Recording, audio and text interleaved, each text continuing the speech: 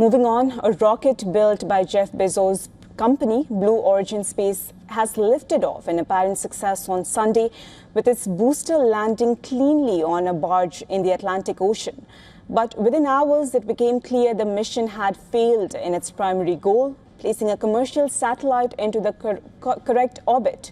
AST Spacemobile of Midland, Texas, later confirmed that its Bluebird 7 communications satellite was left in an orbit too low to sustain operations, effectively ending the mission. The setback affects not just Blue Origin and AST Spacemobile, but could also have implications for NASA. While the agency was not directly involved in this launch, it is relying on Blue Origin for its Artemis moon program. Blue Origin is one of two companies selected by NASA to develop lunar landers that will carry astronauts from lunar orbit to the moon's surface, with missions targeted as early as 2028. Since these landers are to be launched aboard the New Glenn rocket, any delays now add uncertainty to an already ambitious timeline.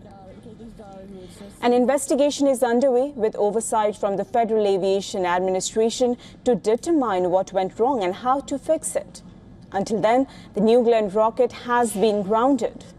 Sunday's launch from Cape Canaveral Space Force Station saw a brief hold before liftoff proceeded normally. The booster separated and landed successfully, while the upper stage carried the satellite into space. During a planned second burn, one of the engines failed to produce enough thrust. The satellite was left in an orbit too low to operate, effectively ending the mission.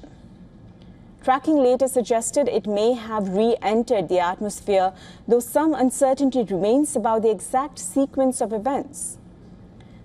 The development adds pressure to NASA's goal of returning astronauts to the moon within the next 2 years, a timeline that leaves little room for setbacks. At the same time, NASA has marked a significant milestone by rolling out the largest section of its Space Launch System rocket from the Michoud Assembly facility in New Orleans. The second company developing a lunar lander for NASA is SpaceX, led by Elon Musk. Its Starship vehicle is also behind schedule following multiple failures last year, though a new launch attempt is expected soon.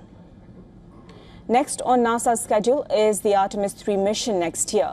Although it will remain in Earth orbit, the mission will involve complex coordination, including docking exercises between multiple spacecraft. Astronauts aboard the Orion crew capsule, which recently completed a successful around-the-moon mission, are expected to meet with landers from both SpaceX and Blue Origin launched separately. The operation will require multiple launches within a short period and precise coordination between NASA and its commercial partners.